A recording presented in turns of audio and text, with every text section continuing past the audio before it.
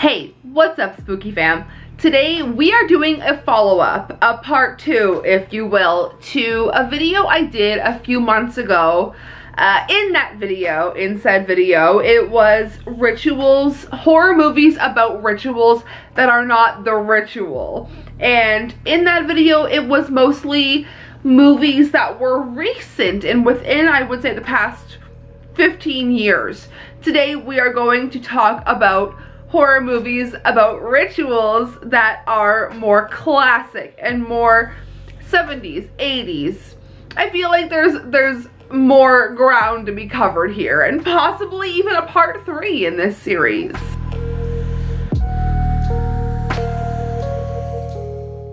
So if you enjoy, please go ahead and give this video a thumbs up, subscribe for more, check out all of my links down below if you would like to see any more of me or support the channel any further. I will leave part 1 to this linked down below, but let's get right into it. Let's start off at the back with number 5, and something that I've been wanting to put on your radar for a long time, with The Dark Secret of Harvest Home from 1978.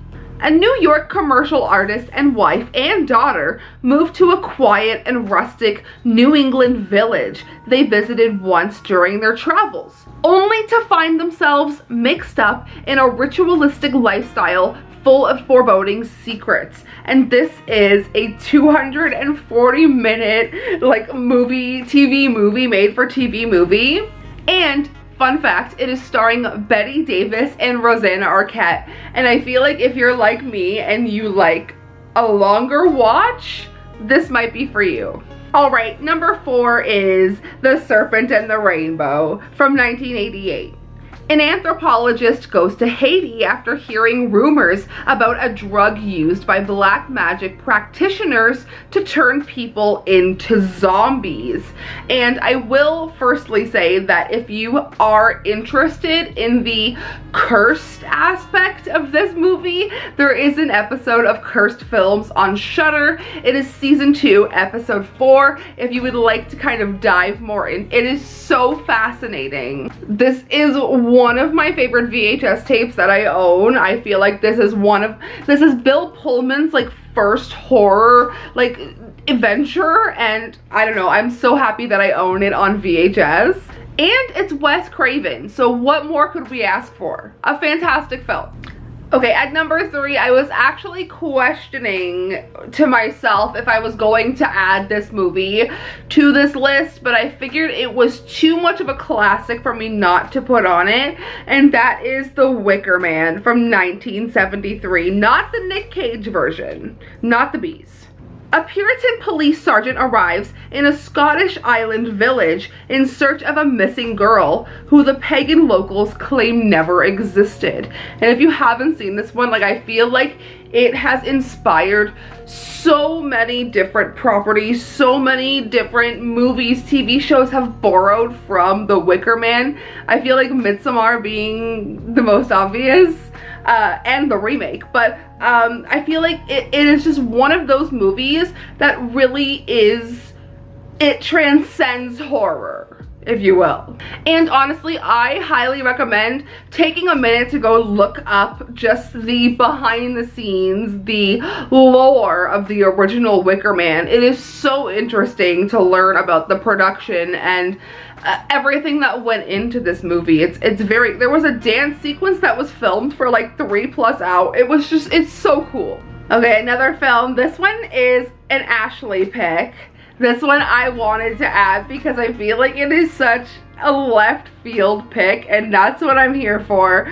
We're talking Ghoulies from 1984. A young man and his girlfriend move into an old mansion home where he becomes possessed by a desire to control ancient demons. And I absolutely love Ghoulies. I think Ghoulies 3, Ghoulies Go to College, is an amazing film, but I may just be biased because I love 80s, early 90s movies. I will also say maybe I am biased because I love Charles Band. I have said it before, but I also want to mention before we move off the topic of ghoulies, the word ghoulie itself means small creature in Persian, which I think is so cute, but keep the small creatures in your brain because we're gonna revisit some small creatures pretty soon. I'm sorry, I'm getting ahead of myself. It means small monster, same thing. Alright, last but certainly not least, we are talking about Witchboard from 1986. Playing with a Ouija board, 3 friends contact the spirit of a young boy. Trouble begins when the evil spirit takes over one of their bodies. And I have said it before, I love a sequel.